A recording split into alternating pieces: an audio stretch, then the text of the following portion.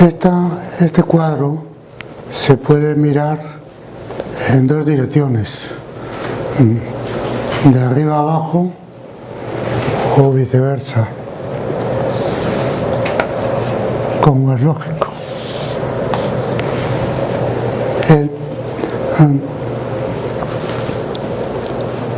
Si lo miramos de arriba abajo, implica lo que se podría llamar el orden cronológico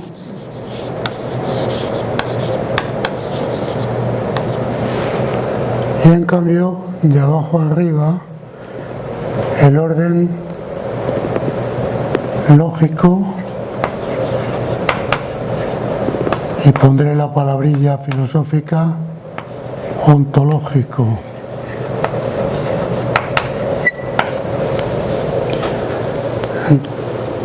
Quiero subrayar que en general en muchos tratados de sociología aparecen estos conceptos a los que me estoy refiriendo, los que llamé trascendentales y ahora las categorías, y después hablaremos de las instituciones. Aparecen de una manera desordenada. Se habla de unas cosas, de otras, pero no aparecen generalmente en un orden lógico. No hay la distinción entre los tipos de conceptos, para empezar, y después dentro de los tipos de conceptos tampoco se establece con frecuencia un orden, sino que simplemente se enumeran. Entonces yo lo que sostengo aquí es que estos conceptos que reflejan dimensiones según las cuales se articula la sociedad, que esas son las categorías sociales, están en ese orden y no en ningún otro. Ese orden, como acabo de señalar, desde el punto de vista cronológico, comienza en la posesión del terreno, en la disposición en un hábitat. Una vez que uno tiene un hábitat, construye su casa y por consiguiente su economía. A continuación, cuando hay varias casas en la zona, hay que empezar a hacer un derecho, bueno, ya dentro de la propia familia, y luego ya se necesita la política, etcétera, ¿no? Ese es el orden cronológico. En cambio, desde el punto de vista de la constitución lógica, ¿qué es lo más importante para constituir una sociedad desde el punto de vista del contenido? Lo más importante es la religión. ¿Por qué? Porque ella es la que puede garantizar eso que veíamos en días pasados, que es tan difícil, que es la construcción de lo común. Para construir algo común, que es la esencia de la sociedad, hace falta religión, si no, eso no se puede hacer. Y por eso, durante milenios y hasta hace poco tiempo, no se concebía como posible ninguna sociedad humana sin religión. Lo que estamos viviendo ahora es completamente novedoso. Se inicia en el siglo XIX, como siempre hay precedentes, pero el verdadero inicio fuerte es el XIX y en el XX se desarrolla cada vez más. Entonces, ¿qué hace la religión? Nos da un sentido de interioridad y un sentido de fraternidad. Por consiguiente, despierta nuestro sentido ético. ¿Qué sucede cuando tenemos un sentido ético que nos damos cuenta de que para que funcione bien la sociedad hay que darle un orden también exterior, no basta simplemente el orden interior propio de las virtudes. Y entonces creamos un organismo político. Y ese organismo político se da cuenta de que necesita un sistema jurídico, porque si no, el político tendría que estar continuamente decidiendo sobre todo tipo de cosas, y a su vez el sistema jurídico, ¿qué es lo que hace? Garantizar una posesión económica, etc. Es decir, desde el punto de vista de la constitución de la sociedad, el orden se mira de abajo arriba, y desde el punto de vista, sin embargo, de lo que vamos los humanos desarrollando en el tiempo, cronológicamente, es al revés. Y la primera consecuencia que podemos sacar de eso es que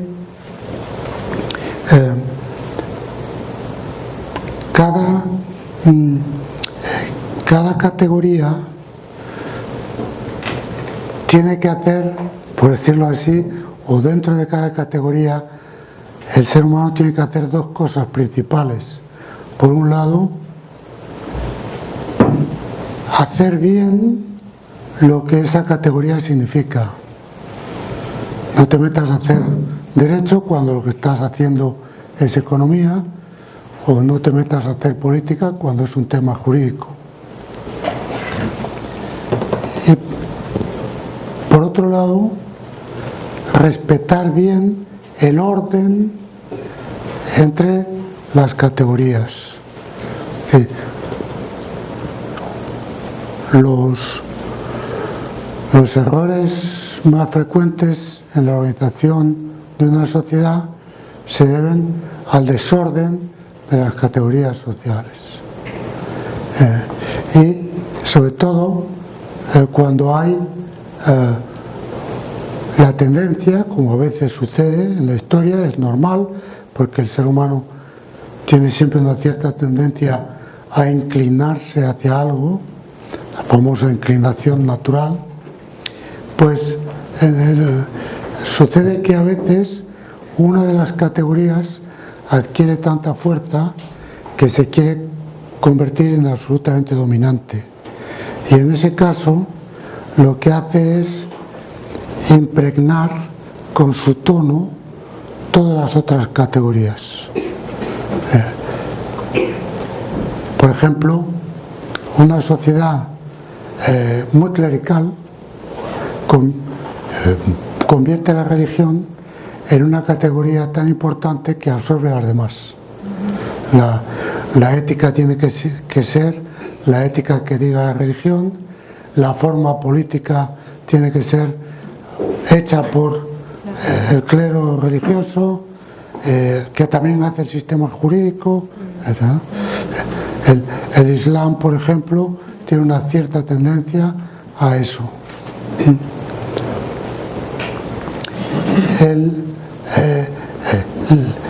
Lo que menos se encuentra es una sociedad dominada por la ética. ¿Por qué? Porque la ética, como vimos el último día, es práctica, pero no suficientemente práctica.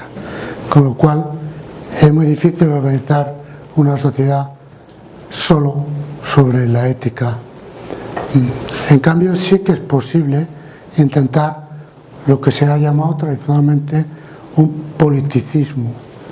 Es decir, lo político lo absorbe todo. Y entonces, por ejemplo, el político, como ha pasado históricamente varias veces, determina cuál es la religión, fija el derecho, fija el sistema económico, invade, por decirlo así, todo lo demás. Perdón, un momento.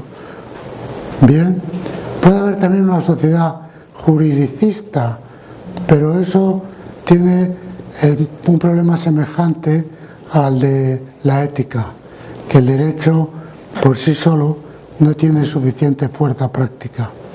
Y por eso es muy difícil que una sociedad sea una sociedad juridicista. Pero en cambio sí que es perfectamente posible una sociedad dominada por la economía, como es, por ejemplo, la sociedad actual. La categoría económica invade todo. Entonces, por ejemplo, eso es muy claro en los Estados Unidos, tú resuelves muchos juicios pagando a la parte contraria, el derecho se economiza, la política está, como pasa también hoy, controlada en muy buena medida por el poder económico, el cual, pues al final, influye hasta en la ética y la religión. Es decir, casos históricos continuos en los cuales una de las categorías sociales tiende a absolutizarse y entonces a controlar y a marcar con su estilo a todas las otras. Sí, por favor. Quería preguntar, en las sociedades modernas se plantea el divorcio entre la religión y la política. Sí. ¿No? ¿Eso es, entonces, es bueno para que haya cierto equilibrio? ¿O? Yo creo que eso no es ni bueno ni malo. Yo creo que es imposible. Es decir, lo que a mi juicio se puede hacer, y no solo se puede hacer, sino que, según pienso, se debe hacer, es distinguir el poder político del poder económico. Pero eso es distinto de separar la política de la religión. Agradezco la pregunta también porque, como me parece que ya mencioné el día pasado, un principio fundamental filosófico es distinguir sin separar. Se debe distinguir. El que no distingue no conoce bien la realidad, pero el que distingue separando además rompe la realidad. Es decir, que la vida de la realidad es siempre un conjunto de relaciones. ¿Y qué significa el concepto y la realidad de la relación? Pues lo que significa relación es distinción sin separación. Si no hubiera otra persona separada de mí, no me podría relacionar con ella. Pero al relacionarme ya no estoy separado. Estoy distinguido, pero no estoy separado, porque la relación une. Entonces, la clave de toda organización social es establecer adecuadamente las relaciones. Es decir, distinguir sin separar, de la manera adecuada en cada momento y en cada circunstancia. Entonces, ¿por qué he dicho que es imposible? Porque, como ya nos referimos a eso el día pasado, como no puedes establecer relaciones de confianza, que son las únicas sobre las que se establece una sociedad auténtica, no puedes establecer relaciones de confianza más que sobre algo absoluto. Entonces, si tú declaras separada la religión de la vida social, convirtiéndola en algo meramente privado, bueno, si usted tiene una religión es su problema, pero socialmente la religión no tiene un papel. La consecuencia ineludible de eso es que la política misma se convierte en religión a través de una institución llamada Estado. El Estado es la institución religiosa o la institución que absorbe la religión. Y de hecho es lo que... A ver... No. Es una pila.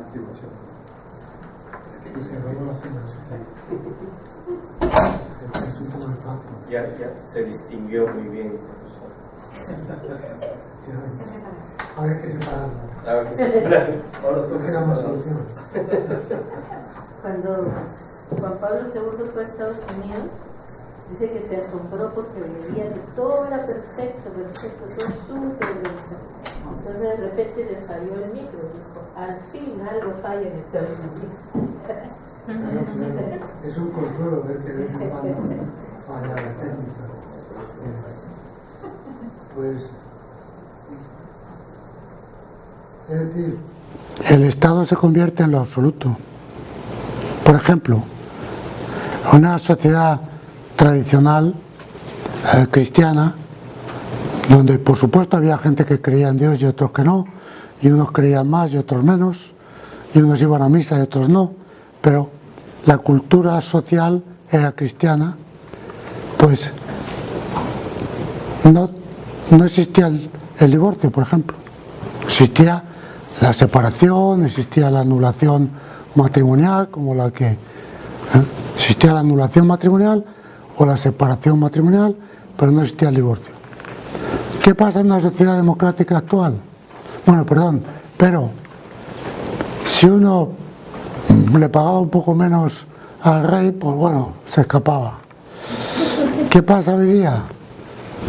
Si te divorcias no tienes ningún problema, pero como no pagas los impuestos estás muerto. Es decir, cada sociedad tiene, y se puede decir así, cada sociedad tiene sus posibles y sus imposibles.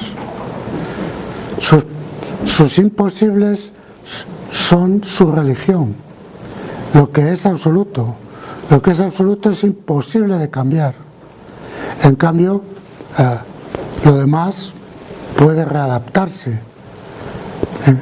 Entonces, ahora, yo siempre digo, si vivimos en democracia y lo más importante es la opinión de cada uno que hay que respetar, pues yo vengo diciendo hace años que mi opinión es no pagar los impuestos y no me hacen caso.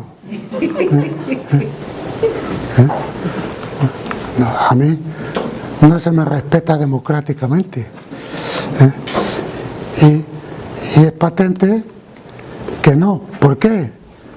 Porque la religión democrática lo impide. Sí. Claro, pero el Estado moderno predica la neutralidad ante la religión, ante lo que llama la vida privada de cada ciudadano. El Estado como institución, según la teoría liberal, es neutral ante estas cosas. Sí. Entonces, pero ¿cómo podríamos, está mal el concepto en todo caso? Si es que si es neutral, lo que está queriendo decir es que sirve para todos y por consiguiente que es absoluto. Es decir, ¿quién es?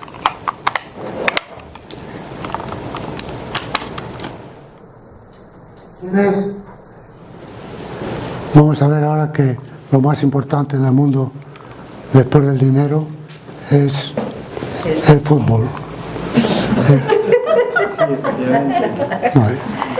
No puede caber duda acerca de eso, hay muchas pruebas de ello.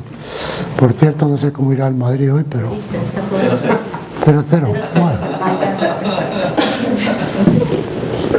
vamos bien entonces. Bueno, pues todavía queda el segundo tiempo. Entonces, bromas aparte. ¿Quién es en un partido de fútbol el absoluto? El árbitro. Es el único al que no le pueden expulsar. ¿Y qué es lo que tiene que ser el árbitro? Neutral. Sí, la neutralidad del Estado es el carácter absoluto del Estado. Y por eso el Estado moderno asume características religiosas. Eso se nota, por ejemplo, hoy día en la ideología de género. Como el Estado moderno democrático tiene por dogmas, porque toda religión tiene dogmas. ¿Cuál es el dogma de la religión democrática? La libertad y la igualdad. Entonces, ¿cuál es el último paso, por el momento, que ha dado la democracia? Decir que cada uno puede cambiar de sexo cuando quiera. ¿Por qué? Porque si no, no se respeta la igualdad y la libertad. Yo tengo que tener la libertad para ser hombre o mujer, o bien para ser hombre por la mañana, mujer por la tarde y hermafrodita por la noche. Porque si no, me están quitando la libertad. Y además, si eso lo puedo hacer yo, pero no lo pueden hacer otros, no somos iguales. Parece que estuviera hablando de broma, pero es completamente en serio. La seguridad social en España no te paga una aspirina, tal, pero no, y algunas cosas más, pero no te paga cambiarte de gafas, pero te paga cambiarte de sexo. Está pagado, tienes derecho. Ahora, eso sí, solo una vez.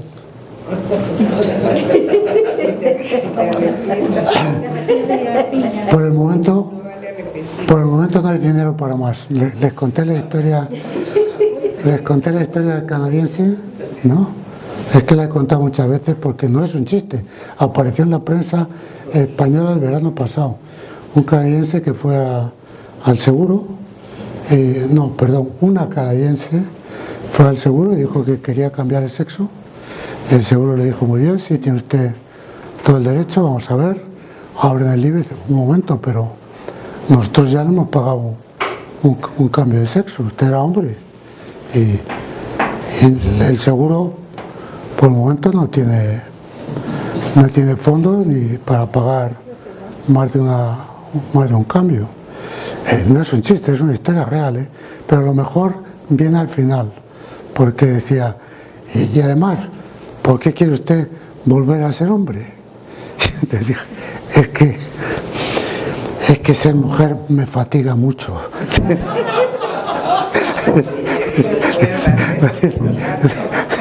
Dice, es que ser mujer es agotador. Dice, bueno, esto me hizo mucha gracia porque Ortega y Gasset, que era un madrileño y como tal hacía chistes, dijo una vez muy en serio, escribió una vez muy en serio, que las mujeres habían sido las que habían inventado el trabajo. Entonces, ahí está la prueba, ¿no? El pobre hombre dijo, aquí yo, siendo mujer, es que no doy abasto, vamos, trabajo demasiado, no estoy hecho para tanto. Bueno, bromas aparte, ¿por qué se están pudiendo hacer cosas como estas y cada vez más? Porque a diferencia de lo que muchos creen, la democracia actual no es un sistema político, es una religión. Y la prueba es que como sistema político, más de la mitad de las poblaciones en los países democráticos están muy descontentos con la política. En todas las encuestas sale lo mismo. Hay una desconfianza total con los políticos. Y sin embargo, nadie duda, porque es un dogma, que todos somos libres e iguales.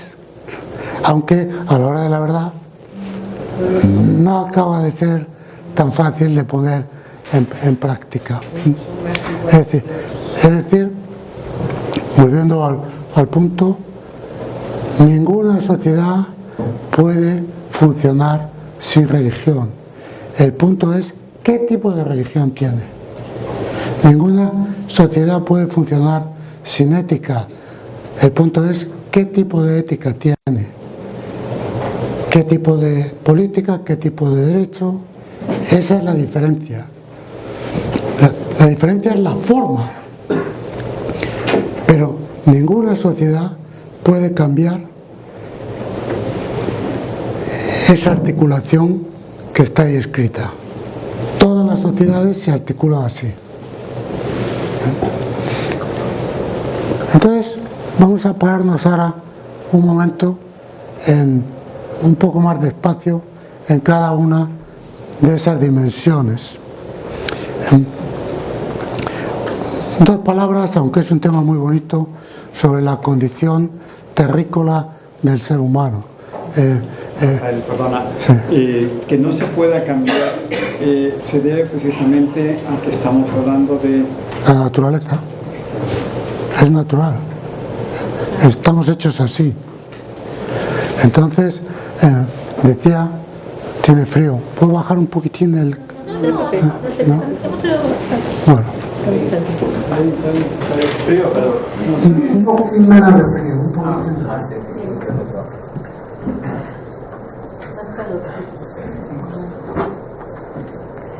Hay que darle parte también del otro lado, porque si no, solo se calientan los de este lado.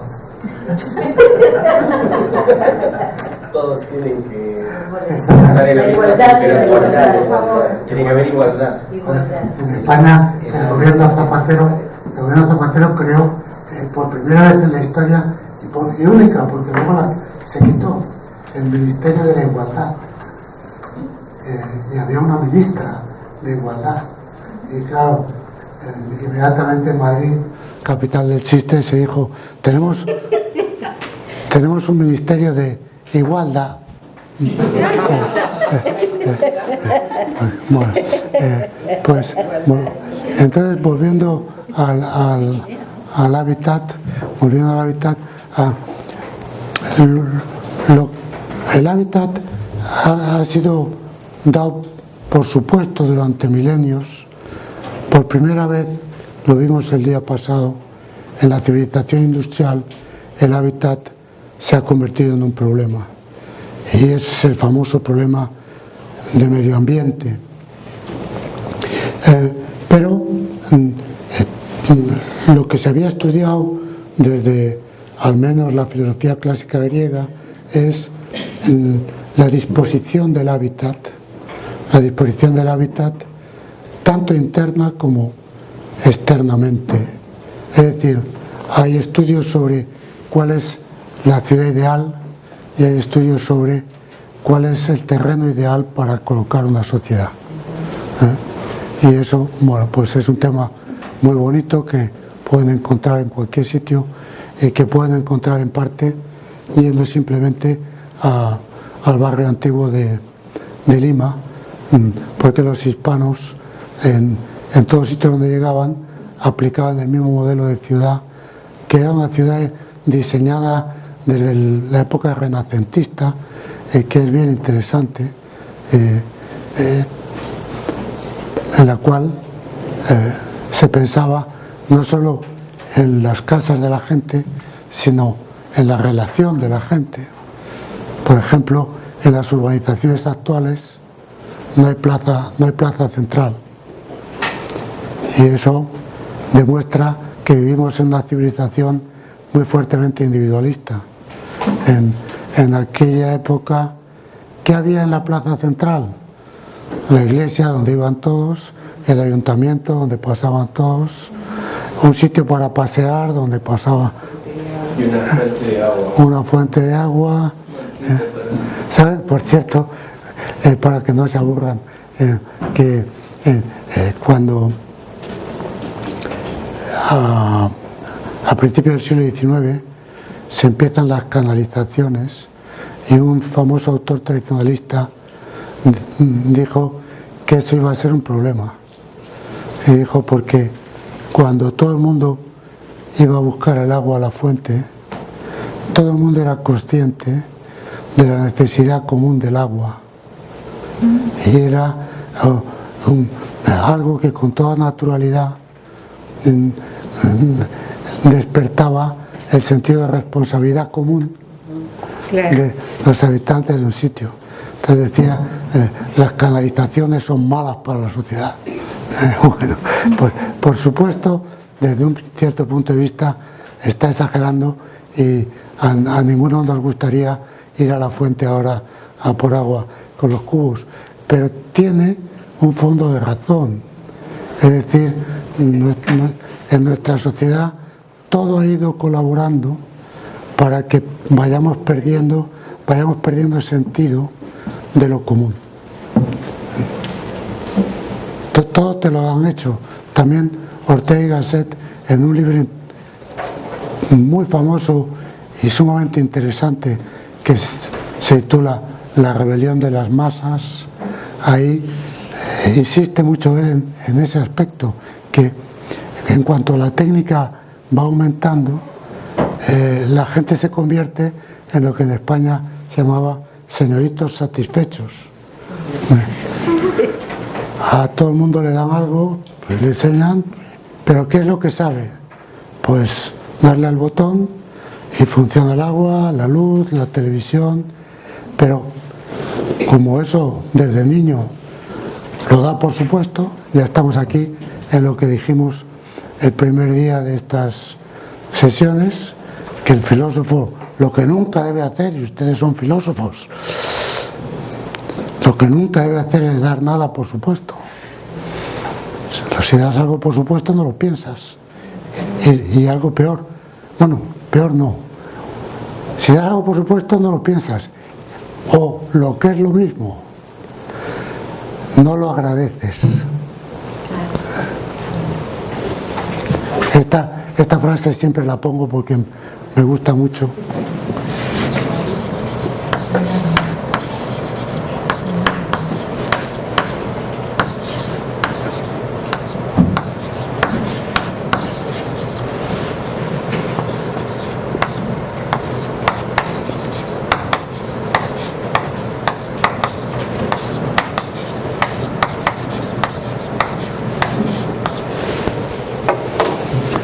O si quieren con un inglés un poco mejor, pero me interesaba el paralelismo.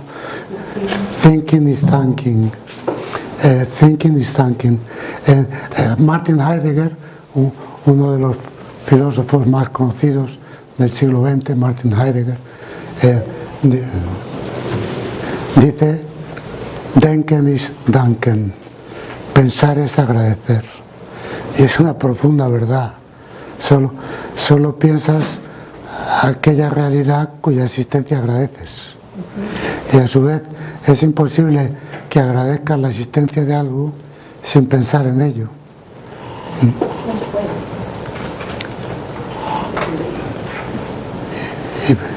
Y por eso, en una de las películas más famosas de la historia del cine, que de vez en cuando la vuelven a poner en televisión, no sé si ustedes la han visto, Casablanca, pues hay aquella escena inolvidable en la que un tipo se le ocurrió traicionar nada menos que Humphrey Bogart, el tipo más duro de la historia del cine.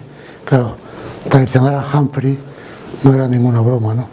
Entonces hay aquella escena en la que está con sudor frío diciéndole a Humphrey: me odiarás por lo que te he hecho. Y Humphrey le responde sin mover un músculo, como corresponde a un duro como él, le responde: me odiarás por lo que te he hecho. Y le dice Humphrey: si alguna vez pienso en ti, quizás.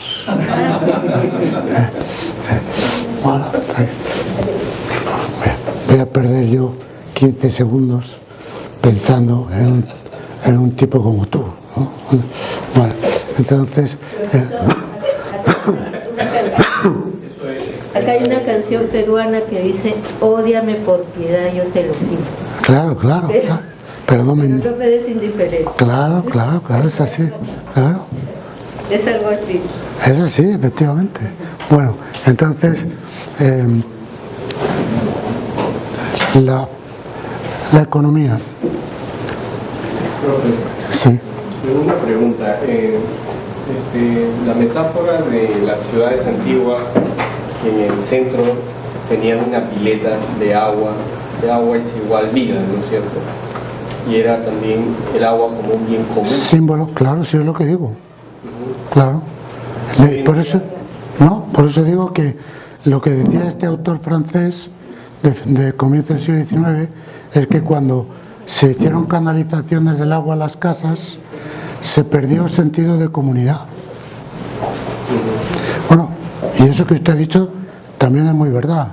Es decir, que los elementos esenciales del planeta han sido considerados siempre como símbolos de lo divino, y en concreto los 4 más famosos, que eran ya muy tratados en la filosofía clásica griega, eran el agua, el fuego, la tierra y el aire. Entonces, eso, y efectivamente son símbolos tan fundamentales porque la vida se monta sobre ellos. Hoy en día se quiere privatizar el agua. Claro, todo, bueno, por el momento está cada vez más cara. Es decir, que el asunto... El aire también, un empresario chino, Claro. ya leí, estaba vendiendo en aire puro enlatado. Claro, y además en muchas ciudades chinas está convirtiéndose en fundamental eso, porque no se puede respirar. Pero como digo, la idea que hay detrás es... La idea que hay detrás, y le agradezco que lo diga porque tiene que ver con esta idea de hábitat, es que vivir, la vida es lo más grande que hay, y entonces siempre se ha considerado que Dios es la fuente de la vida, y por eso los elementos que se consideraban imprescindibles para la vida se consideraban símbolos de lo divino, y eran: no se puede vivir sin agua, aire, tierra sobre la que estar, sobre la que habitar, y fuego que dé calor. Entonces, incluso en una religión tan espiritual y tan, bueno, para mí alta como es el cristianismo, es igual. ¿Qué hace uno cuando... ¿Cómo te hacen cristianos? Echándote agua. ¿Cuál es en el Evangelio el símbolo del Espíritu Santo? Lenguas de fuego. ¿Qué hace Dios cuando creó al hombre? Sopló. Es decir, la simbolización de la divinidad es siempre la simbolización de los elementos esenciales para la vida. Por eso, de la misma manera que hoy día en una civilización como la occidental, en Europa o en Estados Unidos, están muy preocupados todos porque no hay niños, y eso es un problema demográfico grande que se va a convertir, mejor dicho, que ya es un problema económico muy serio, pero lo que la gente se olvida es que si no hay niños por las calles, el problema no es solo ese, el problema es que desaparece de las calles el símbolo de la inocencia, porque cada época de la vida simboliza algo, y los niños simbolizan la inocencia. La inocencia desaparece de las calles. Es decir, lo que está sucediendo hoy es que estamos perdiendo los grandes símbolos de lo que es lo divino y lo humano. Ese es un problema no pequeño. Bueno, entonces ahora vamos a pasar a la... Sí, a la economía, pero no encuentro... aquí. Y ahora les voy a hacer uno de mis cuadros favoritos. A ver.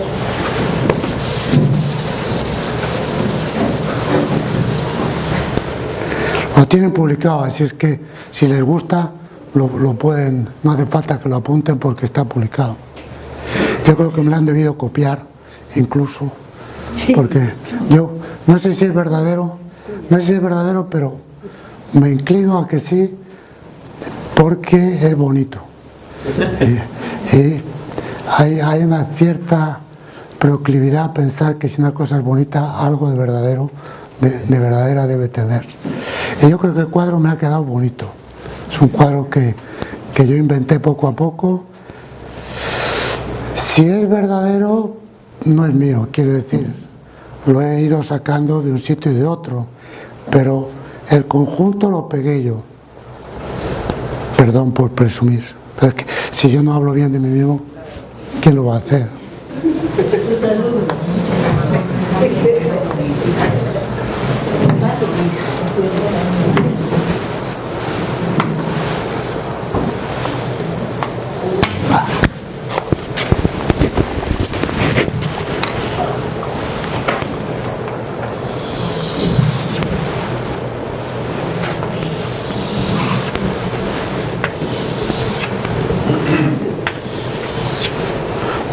cuadro. Por el momento está vacío, pero lo vamos a ir llenando.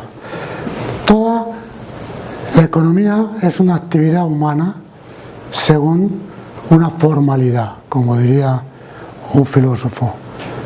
Tiene una forma que es una dimensión de la vida humana. Pero es una actividad. ¿Y qué es lo característico de toda actividad? Primero, que tiene un origen.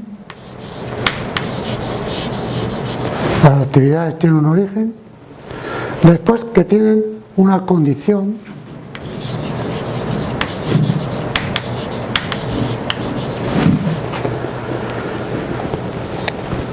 ¿Qué quiere decir condición? Cualquier cosa que un ser humano quiera hacer, tiene que usar algo para hacerla. Por ejemplo, si yo quiero hablarles a ustedes, necesito la palabra. Si no la tengo, no puedo. Si me quedo sin voz, pues ustedes tienen suerte y se acabó la clase. Pero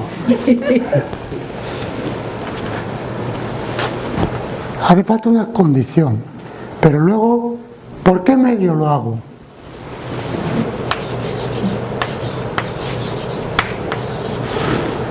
La condición es en aquello en lo que me apoyo. El medio es el instrumento con el que lo hago. Y toda acción humana se hace por un fin. De manera que cualquier tipo de actividad humana tiene esas 4 dimensiones. Ahora bien, vamos a ver qué es la economía en su forma básica.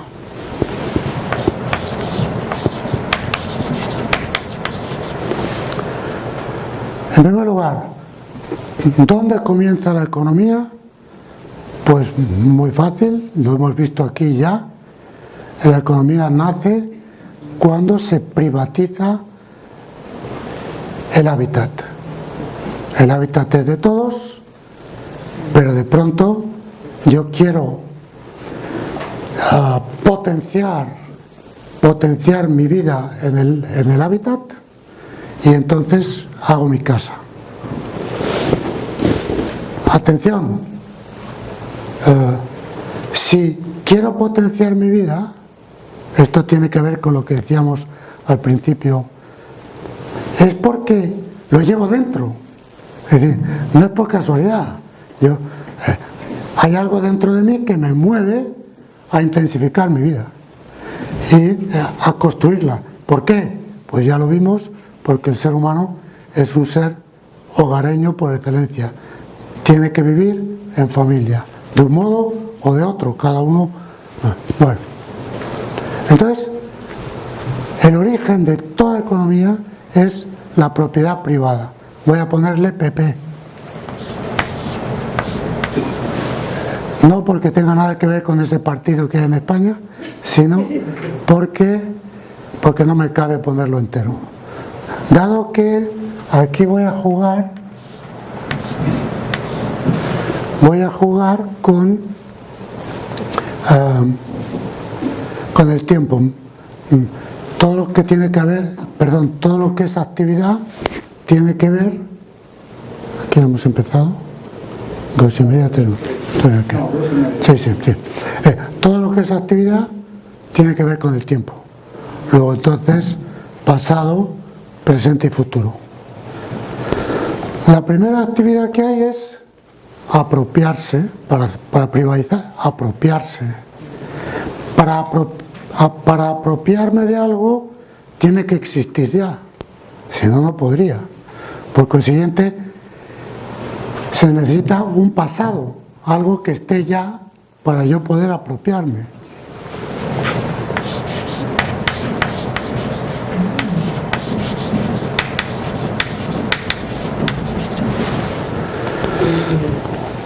Cuando yo me apropio privadamente de algo que está, ¿en qué lo convierto? En un bien privado. Aquí hay que medir cada palabra. Es un bien privado. Bueno, pero ¿y si no me acaba de gustar todo lo que ya me he apropiado? Y me doy cuenta de que yo como ser humano, a pesar de ser un poco deficiente, pues se me ocurren cosas. Entonces, de pronto puedo decir, tengo otra manera de apropiarme privadamente, que es hacer yo las cosas, producción.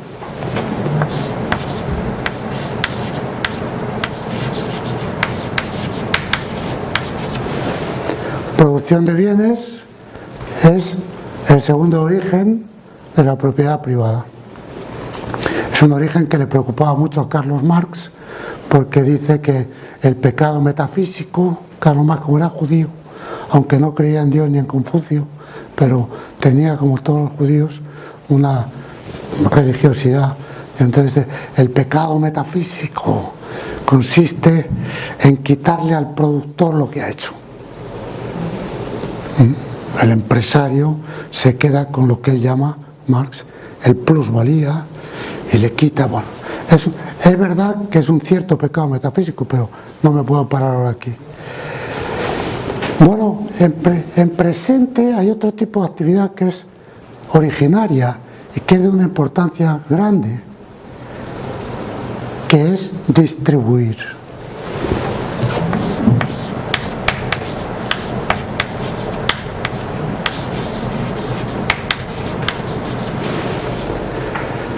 La distribución es de las tres formas originarias de la propiedad privada, perdón, de las tres formas originarias de la propiedad privada, es la más societaria. Distribuir es crear sociedad. Y por eso, tradicionalmente, la que distribuye es la madre.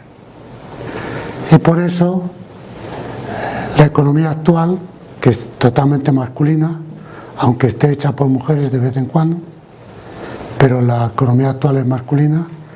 Uno de los defectos más graves de la economía actual es que distribuye mal.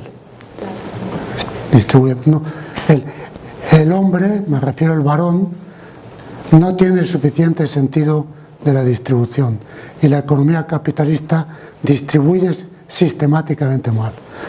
La economía capitalista enseña a apropiarse y enseña a producir, pero no enseña a distribuir. Pero, entonces, ¿tendremos que feminizar a la sociedad?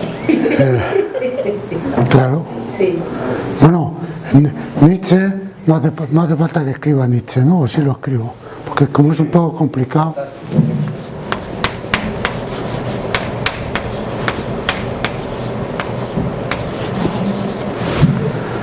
Friedrich o Federico Nietzsche cometió el error de robarme una idea.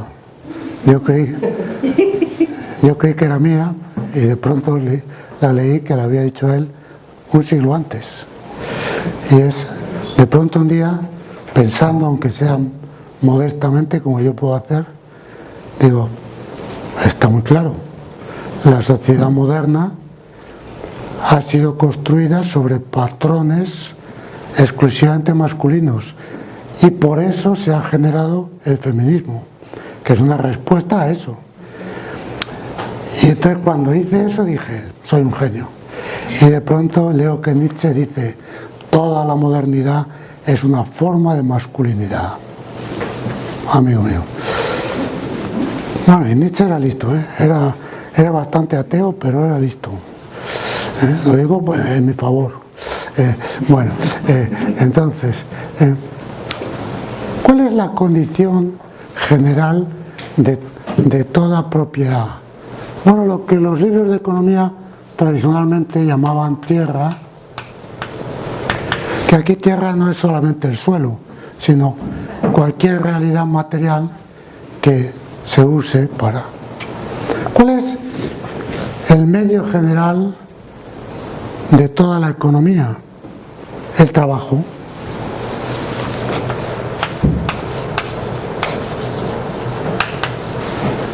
Aquí ya vamos viendo poquito a poquito algunas cosas, porque, por ejemplo, hay países que tiene mucha tierra, quiere decir riquezas naturales, y como decíamos en Madrid, y nadie pega ni golpe, o sea, no trabaja nada. País pobre.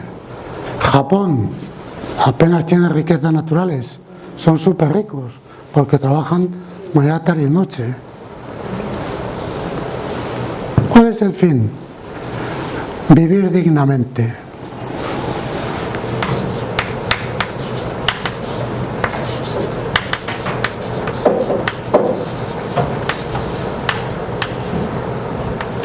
Pero ahí como entra el tema de la bolsa. No, es que todavía me faltan muchos. Todavía me faltan muchos cuadritos que están vacíos. No adelantemos acontecimientos. Entonces,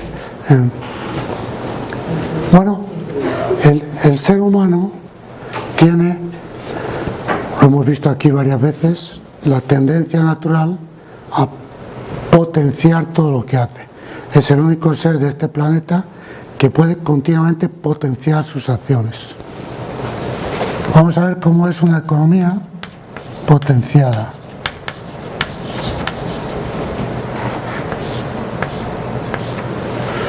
Que repito, responde a la naturaleza humana, es normal hacer eso. ¿Cómo potenciamos la apropiación? Pues a través de lo que llamamos ahorro.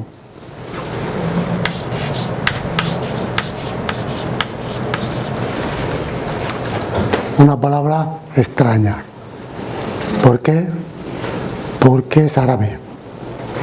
Casi todos los idiomas europeos utilizan otra raíz.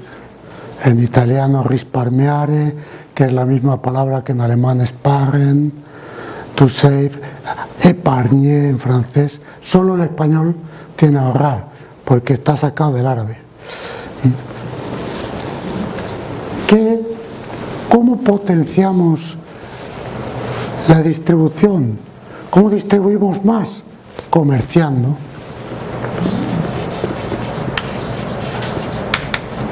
O si ustedes quieren, adelantándome a una pregunta que siempre me hacen, pueden poner debajo de comercio mercado. Porque siempre me dicen, falta en tu cuadro el mercado. La única palabra económica fundamental que me falta. No, el mercado no es otra cosa que el comercio. El mercado no es una cosa. No, nadie dice, tenga usted un trozo de mercado. El mercado es la actividad comercial. Punto. Bueno, ¿cómo potenciamos la producción? Mediante la inversión.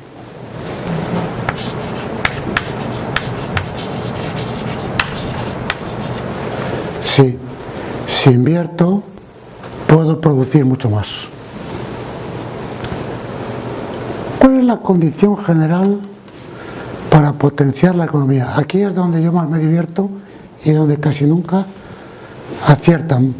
Muchas veces aciertan cuando hablo de esta cosa, muchas veces aciertan con los diferentes cuadritos, pero este no se suele acertar. ¿Cuál es porque es tan fácil, la filosofía solo se ocupa de lo fácil, que entonces por eso no se acierta.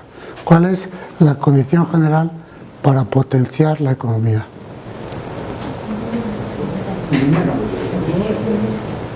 ¿Cómo? Un aparato político. Tener recursos. No. Tener sentido de escasez.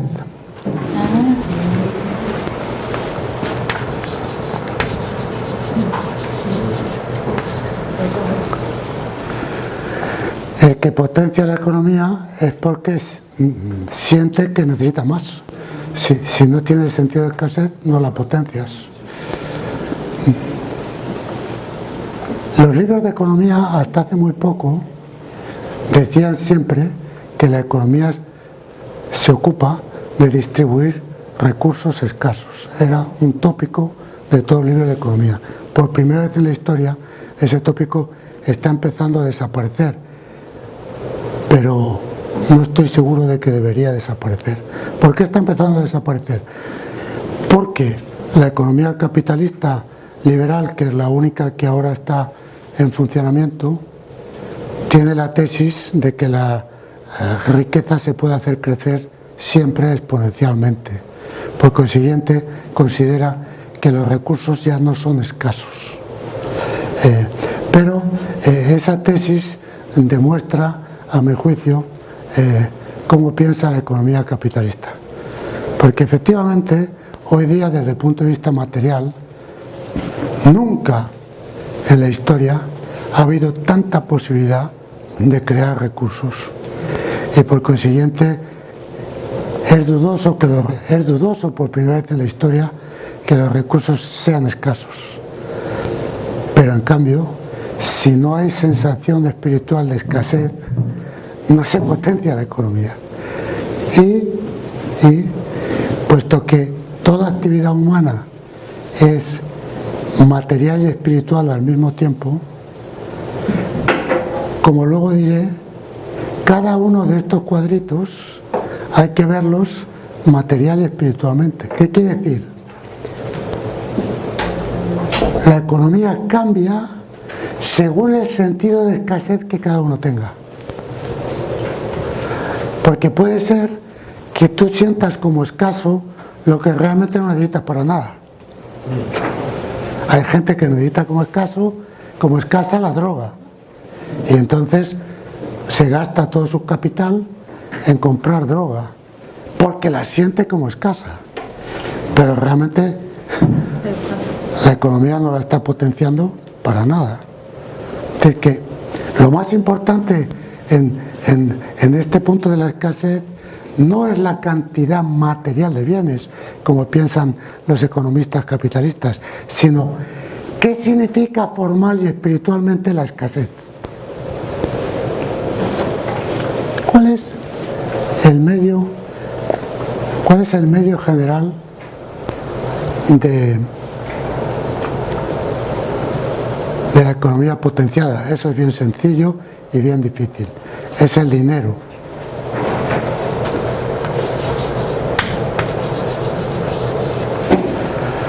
Sin dinero es imposible potenciar la economía, porque el pivote de la potenciación de toda economía es fundamentalmente el comercio, y sin dinero no se puede hacer el comercio. Por consiguiente, el medio general de la potenciación de toda economía es el dinero.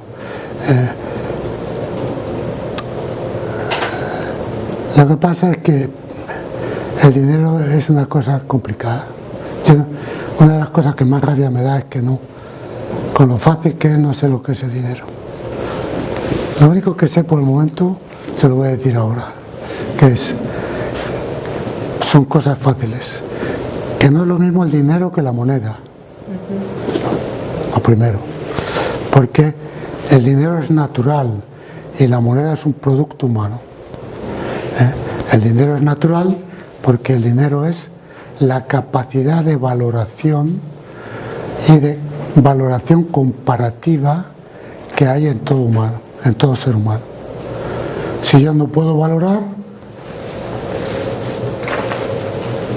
no tengo nada que intercambiar ni nada de nada, porque no le doy valor a las cosas y nadie intercambia cosas a las que no le da valor. Por consiguiente, el dinero es la capacidad que cada uno tiene de valorar en relación con su correspondiente capacidad de intercambiar. Ayer mismo ponía un ejemplo de un antiguo presidente del Real Madrid, que no sé cómo va, pero es broma. De un antiguo presidente del Real Madrid que le dijeron hace años, ahora mismo tiene mucho dinero, que el Real Madrid tenía deudas. Entonces dijo: ¿en cuánto están valorados mis jugadores? En tanto. Luego, si los vendo esta tarde, no tengo ninguna deuda. Lo importante no es si tú en el banco tienes 3 millones o no, sino cómo te valoran lo que tienes. Ahora bien, el problema del presidente del Real Madrid es que si por casualidad esa tarde le valoran mucho menos sus jugadores, entonces sí que está en deuda. Y por eso el truco del almendruco, como decimos en Madrid, el truco más vulgar, pero que por desgracia lo utilizan muchos en la alta economía financiera, es cambiar la valoración de las cosas. Tú en el periódico, en la radio, etcétera, consigues una buena campaña que valora mucho tal cosa, vendes, y cuando lo has vendido la gente se da cuenta que eso no vale nada, y entonces tú te has quedado con el dinero y los otros se han quedado con el vacío y con la pérdida de su dinero. Por consiguiente, el dinero es saber valorar y saber intercambiar valoraciones. Ahora, en ese sentido, el dinero es un saber, hay que aprender. Ahora diré que todos los factores económicos hay que aprenderlos. En cambio, la moneda es otra cosa. La moneda es un bollo, o como dirían los argentinos, un bollo. ¿Por qué? Porque la moneda pretende sintetizar el pasado con el futuro en presente. Y eso es un bollo. Es decir, ¿por qué me dan a mi moneda? Porque he hecho una cosa que han valorado, y como, pongamos por caso, el trabajo que yo he hecho pintando un cuadro que es mejor que el de Velázquez, pues alguien lo valora y me dice, pues le doy 7 vacas a cambio de este cuadro. Digo, a mí 7 vacas no me interesan, yo lo que me interesa es algo que yo quiera. Pues mire, yo lo que tengo son vacas, y quiero le doy 37. No, tampoco. Bueno, pues entonces vamos a acudir a algo que es típico y que, por ejemplo, Carlos Marx en El Capital lo dice, que es a un invento. El dinero es natural, la moneda es un invento. Vamos a acudir a un invento. ¿Qué es la moneda? Es un medio universal de cambio. Con la moneda puedo comprar cualquier cosa: vacas, carneros, tejidos, una casa. Sí. La moneda es siendo así, que es algo concreto, vale universalmente. Es un invento humano impresionante. Solo a un ser humano se le puede ocurrir hacer algo de valor universal. Algunos que están empeñados en que los chimpancés son casi como nosotros, pues nunca se ha visto a un chimpancé hacer moneda. Y podrían habérselo ocurrido. En España, una vez más en Madrid, cuando la famosa antropóloga norteamericana educó a un chimpancé que llegó a pronunciar, al parecer, 200 palabras, no sé si es muy seguro, pero el chimpancé Coco, que sabía 200 palabras, que le enseñó una antropóloga americana, puesto que los antropólogos lo que más saben es de animales. Entonces, había un presidente del Congreso entonces en España que el tipo se le daba mal hablar, y veía una revista humorística que decía: es fantástico lo que ha hecho la antropóloga Met, y nuestra propuesta de nuestra revista es que se contrate al chimpancé Coco y se le traiga al Congreso, teniendo en cuenta que Coco sabe 200 palabras, mientras que el presidente del Congreso solo sabe 115, de las cuales usa bien 84. Bueno, entonces,